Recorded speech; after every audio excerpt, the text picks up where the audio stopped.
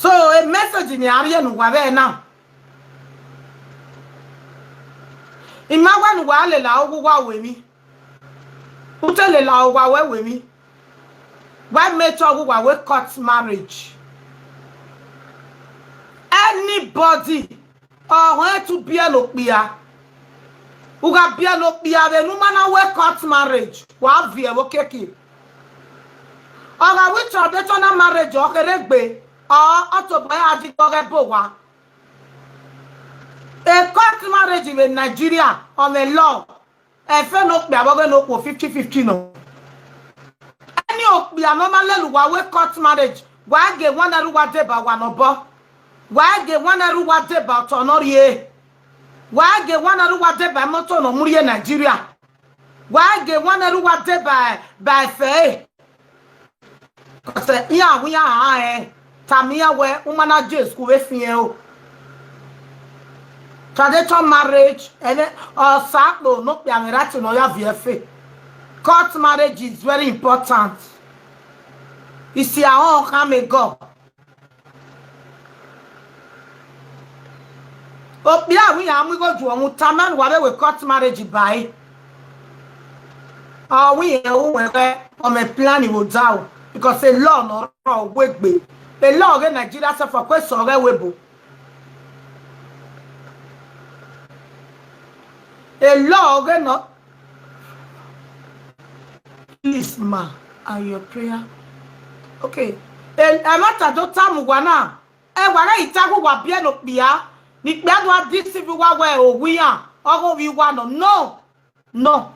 Our way has said what is there. No, it's your moa. A more woman, but a right way. Carry position when a man quarter yoni. Who get money or a boy any or money on a planning.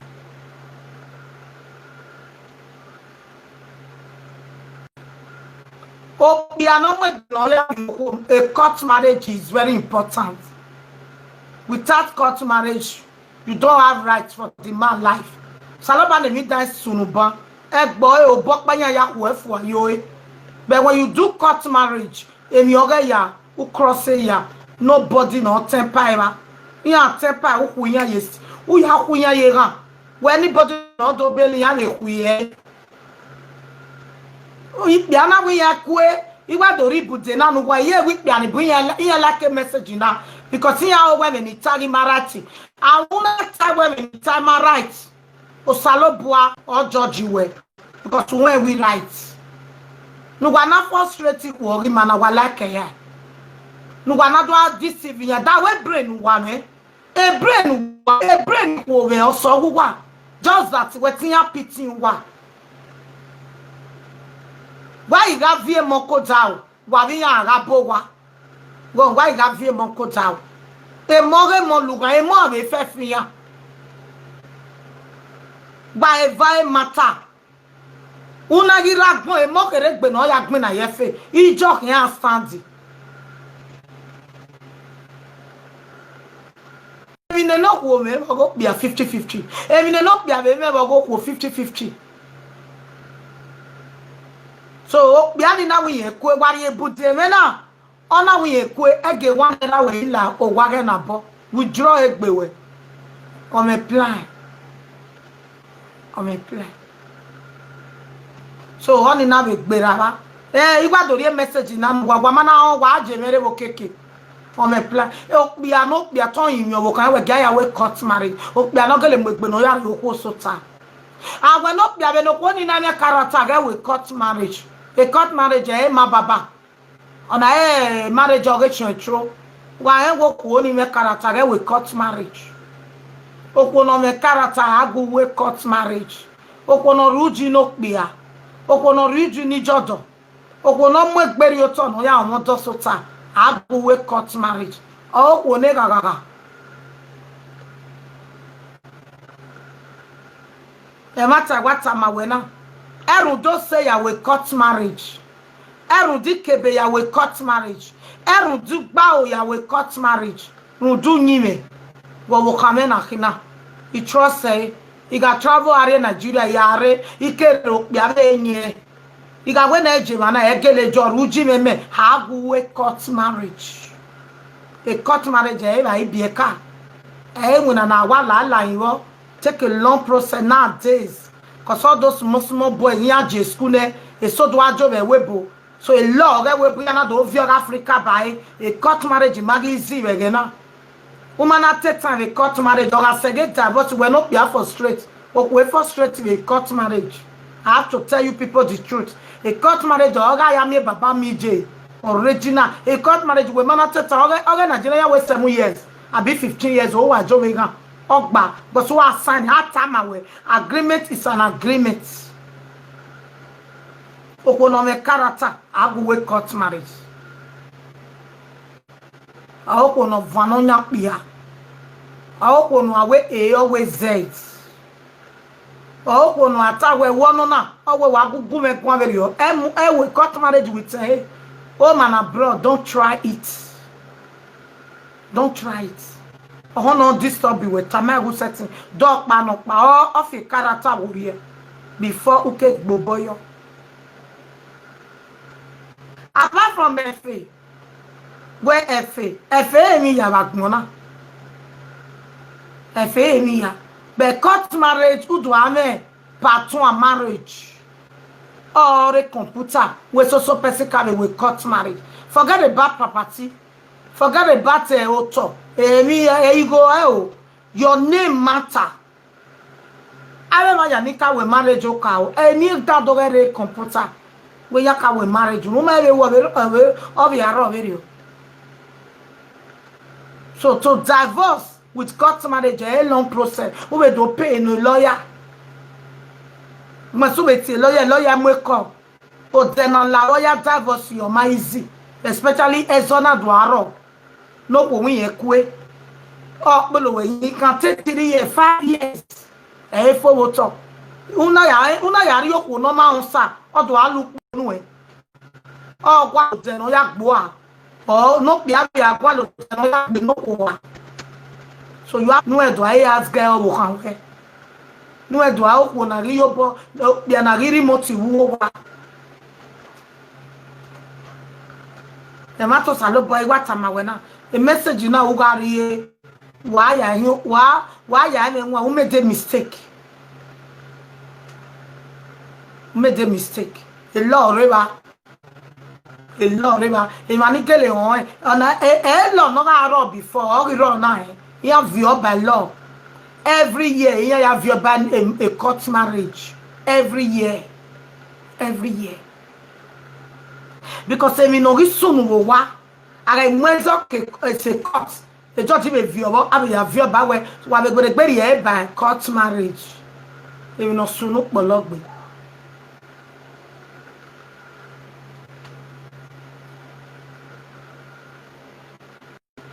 So a message now he wa dori enu wa.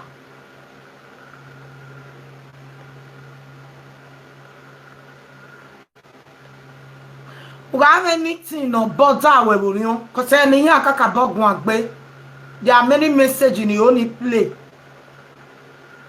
The only play and boom. Here we might give a testimony. So I stomach man of said look more gume now. Imala cook me black. While watching when I imo budget black. Imala ke black. I'm not baby na I don't like black. Waiting when black bet. Please me. He like a color not sharp. Do what demi gume. Malake black. If anyone like you say white. Imalake black, imalake red. If a vanny, imalake. So anybody know tell me gume who can a picture gume. It any like you way. No, it choosing like because I have any like I will like. That dog ain't him no like.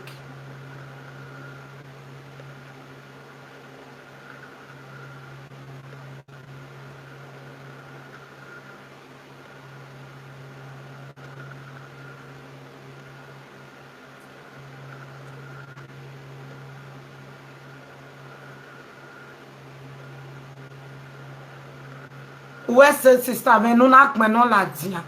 Osate power. So no there wa agui veni ya rere. Veni ya pa ye la nire.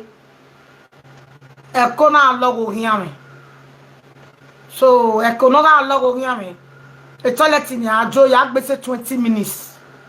Me ti wa do keep one wa ya wa are line. I don't even me o me je. So o se ni na wa fian. Wa agui won me like wa keep wa are line o.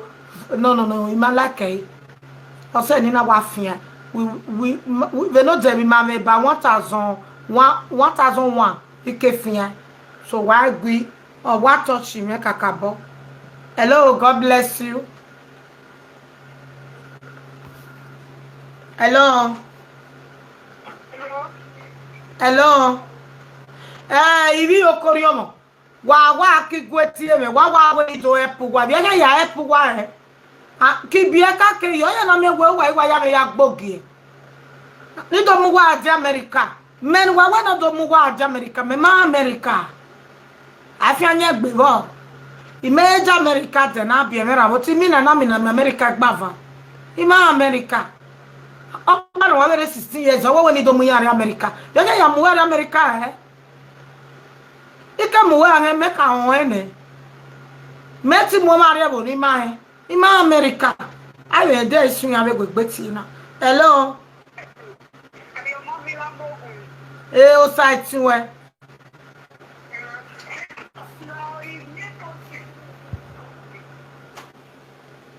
O mi e posti me. Okay.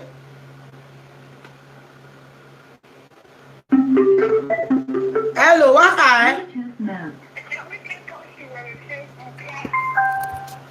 I go need that beer. So when my work berane. Mana aga go ni vanita beer. My work berane ge lockdown ni no ye me ba mo we. okay. My work berane ge na ye. Emi ya me stop in etin father notice. Ti o salobo we yo bo kan yan rin. Ma we mi ya phone. Bege. Iye ite te ge gbe oko mi. We do mu ya America. Not another one mu ya Dublin. Only 12 years. Nila mommy come and carry me to Dublin. Me ma Dublin, me ma London. Yes, in London. Me ma Dublin, me ma America. Ike mu wa America me ka be won wa neru me ni me be won. Okay. Mama e oni won o. Ya we America ba kwa kwe yin won. Ya wa the ticket direct to America. Yi o ma no wa pa yo wa re be e time. Nemo bola koe. Ya ejo me malaki mo pa travel without igwe malele.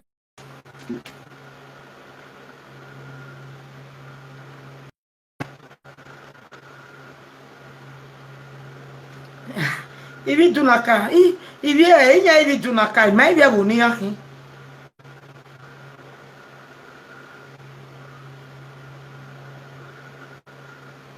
Ma ibi aboni akin o salobwa.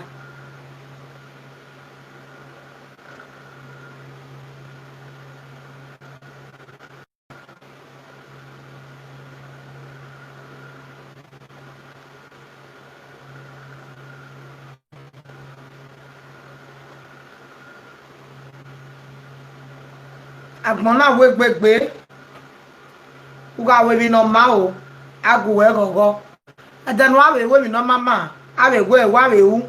So you cannot please the world. Wo salobo even Jesus Christ for my please the world ama we. You can't please the world. No, we will not please you. You can never please the world. That's true. Wa we bi no magere. Uma we no magere.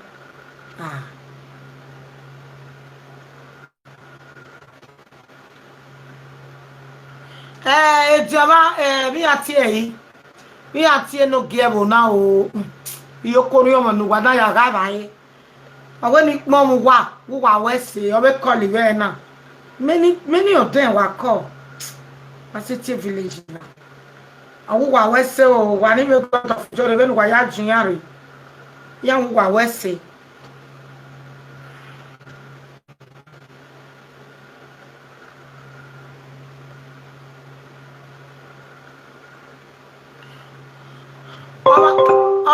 no fie ba e no ma ga gogo ihin o ma no same no ma won o ga gogo ihin o ma no to wi ogwe o ga gogo ihin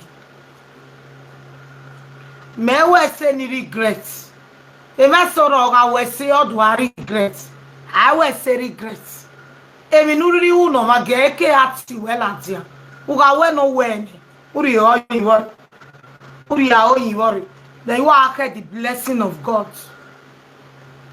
Unu okpa me ya tamoru okpa be na. Oru okpa e obi Nigeria. Ina we need the 1k. Keke elaka ore 20 euro.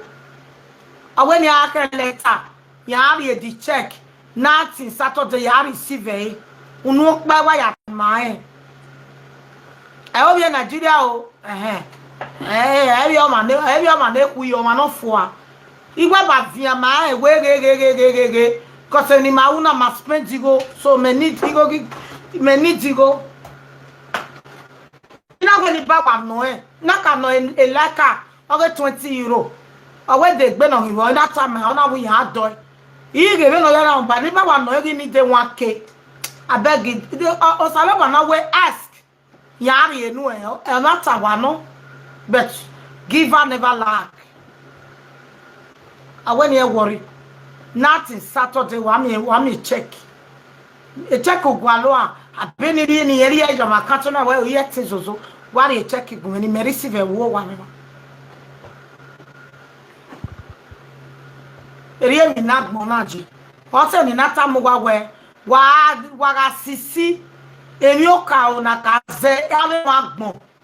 Uga zemane oga ya legagbe agboga logo we uga zame mani ori ya legagbo uga rioja evani enegbe evanuga yo popati osime no ko ni mi agwa betin baba na we obi osime gwale 500 o be ri eme ebi ogunu ima be ruo salo bo abegene without we borrow we wati baba na ba kwa kwa na obviously me gwale 500 oh me almost story me what's here become a give and never land 1,000 euro. Do you know how much it be in Nigeria now? Dollar na ori no ma be Nigeria a dollar na ori go na ni me na no ya mbege me se eye ba be ni ya hon almost 18 years ago ni ya hon be ni ya mi me se eye ba ize ka tie o mamu aweti ya afia vera ni ya ruwe re na e soma ya akira ori etimu we de ina we no gwale go we ya na ri ma bogu na o ma we e ori heme ime wi awe o teti ya awe no se tirike betebe no sa pa we tirike bana we heme we no sa pa we no jien so wa several gwale important people ya legagbe. So that you go away for workbo, no be when me were egbe.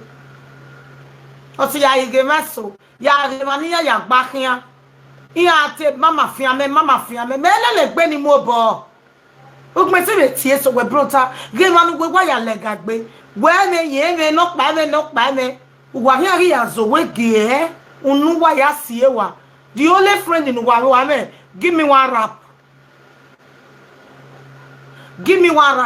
La wa me gine so pare me ba la wo gwale gbokere zeme that is no friend oh mo no give wa me gwale ni go say awa and some people go say you're too dey proud because I know I am. I'm not proud. I know I am. Yeah, what you when me wa go ari toma you know what you no na mo gbagbo I can never near you. No. Yet is kewe. Imagine well, but I can't hear you. I have important people in my life. No wa me pitching yante. Ara we birthday, me ga Joanna invite me mo pa e black wa. E black be me black small young lady. Wa we weke ni atotai. No aga na ya welcome me there. So emi another ye gbe me do awe ito aga be mani ma mo gbagbo uwa ye kenu kede fight your life way time wait for nobody Uga mi o ma gbon daiji ge mo efuwa. Ege mi o pasi ezonu wa. Unless when you be one bigo. Cause I mi o ma so say. Veni meje, e ma no understand me. Or you go me for 18, 20 years like we go up to today. E ma ni ma understand me ya to me because why they don't understand me. Me beg on no me soft my disayore. Me beg sister. Or say now we equal no ma understand the way.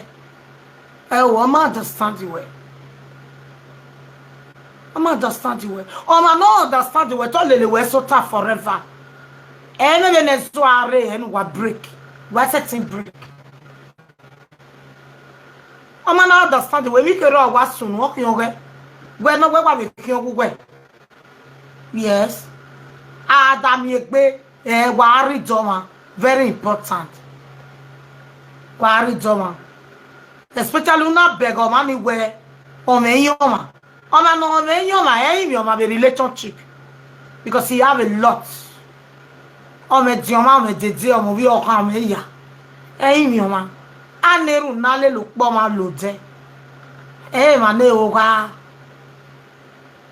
Na so wara we bu na. Won pa na tie baba na we la wale 5,000 re me buta to maje bank. Ni me ya la we bu na ma tori. Me bank e 1 naira. Imeje bank je ya boro igo awa. Imejote e so e hani ki be Paris. Ima boro igo be bank. Inwino salobuan. Inwino salobuan. So ami mi okpa no sasetin o. Uga ma wo po ma bi yeke. Okpa ma no lam lucky we ne. Oga bega me vesinye kwa ba we. Uga no igo okay, me check you went to bo agmeno unwe be make sure ne ko we rama o salo ba ke de gba wo po ma ninu make sure nu have a heart of giving o salo ba ke de gba wo po ma ninu make sure nu ga even na ya temata nu mi ebi nu ya ke si temata salo ba ke de gbo ma ninu if not so o ga ri enu be ko we na gbin we o we o ma ni pa yo to bo e pa tu we ai nyo to boy pa so awada level ma be kibie Nigeria no gwa si lo kiana iya na mi ni agwo wo wu no ma e egwe na bata iya na mi ni ya wu no ma iya na mi ni ya wu no ma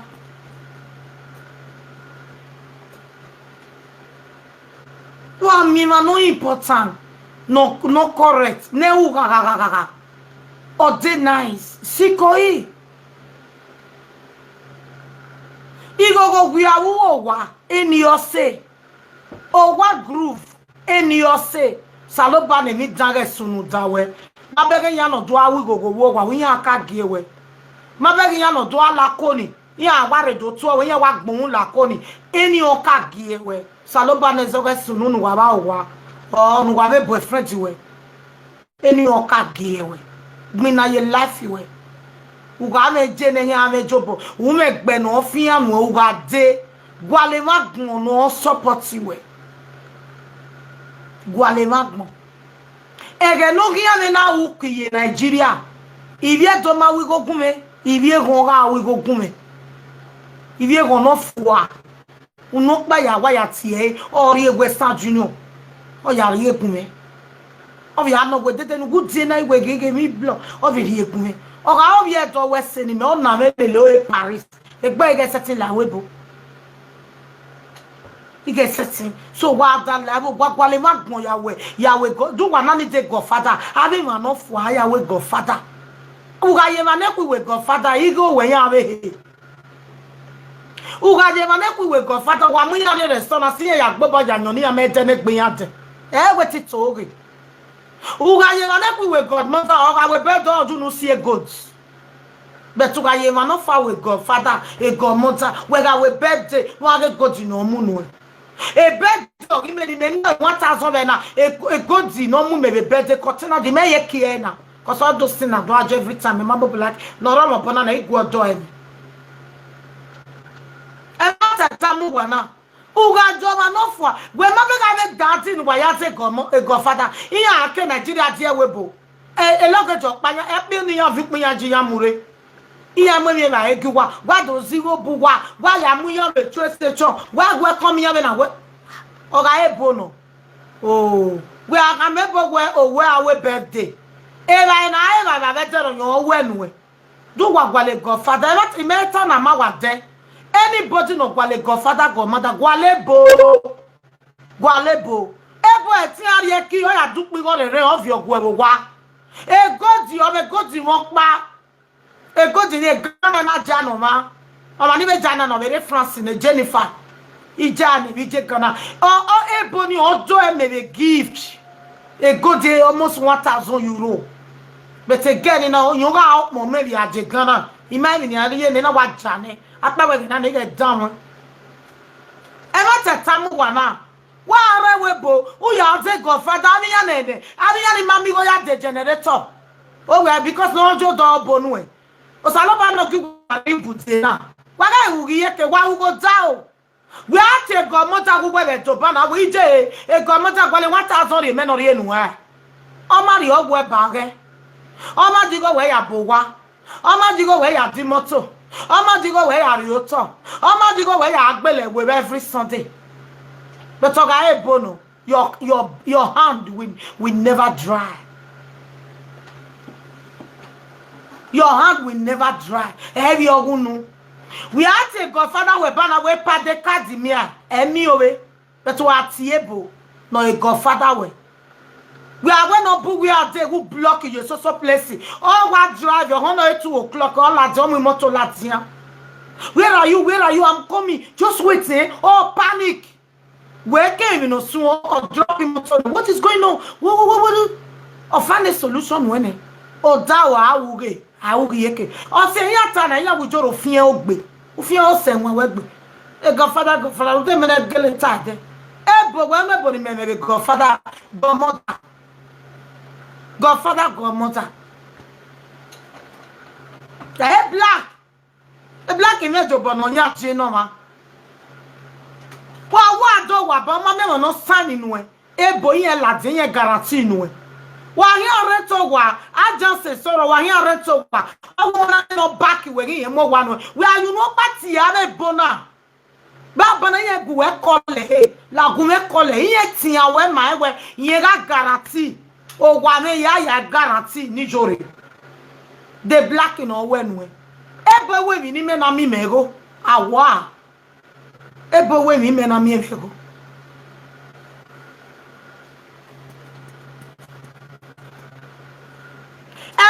Agane gefe di me na wu.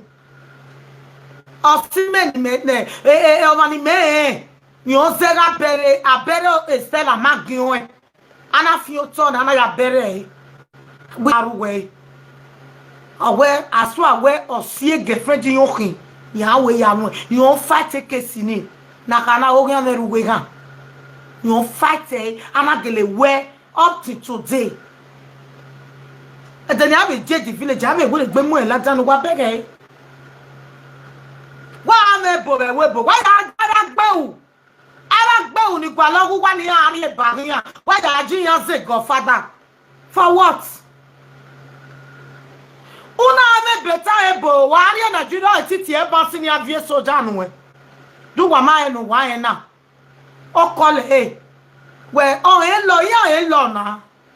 Our monarchy we one more. When you are control soldier, if you know law, without to pay 1 naira security.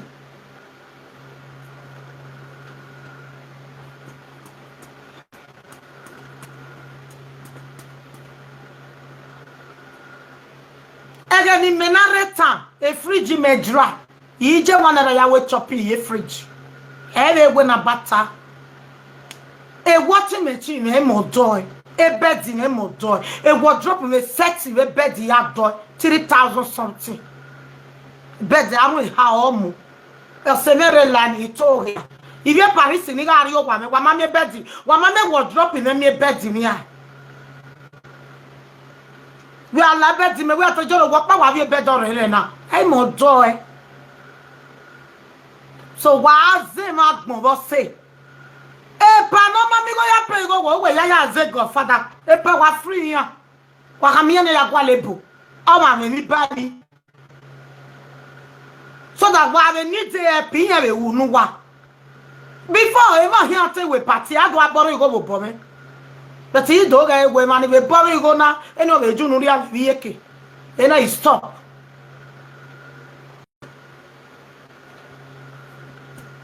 Me wa gege wati o ma be Nigeria e pa yo nu ga e rame o sa agu me ya mo ke banki e bank o me je Nigeria ona te bank o me do wa ma enu wa e go fada nu wa wa ge ohun ma na ri go ge ohun yen me ge fo hiji me wati e na be boni me be baba na we me chi ke 3 hour journey gume e no me ge fo e meke mi no sunu ogume mutiaye ojogwa manane ofi ogume be gega obi eto no ba ma te pala ini wo wa ya de fu e ima yare do gwaligo nu wa ya fie o ima yare do gwaligo e pa ogwere do gwaligo sisa ogwere do gwaligo wa give ya we ma fie o wa give ma ya improve wa give ma ya ga load na mi je wa here we part wa me better oyibo e holy when you pay yo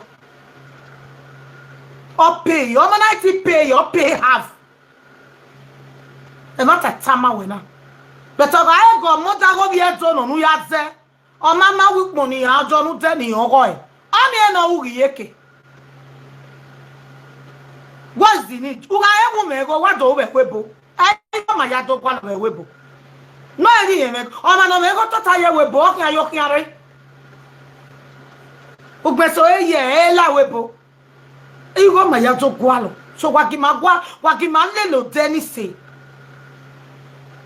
wa ga mi ma ni filigo wi ku wa jiyan se Godfather wa me ma ni mu awi ga chawo je mana iya ni me 10 million account then me we 10 million me ma be 200,000 what my Elia chama daddy only jawe ziera hiera me awi ya mi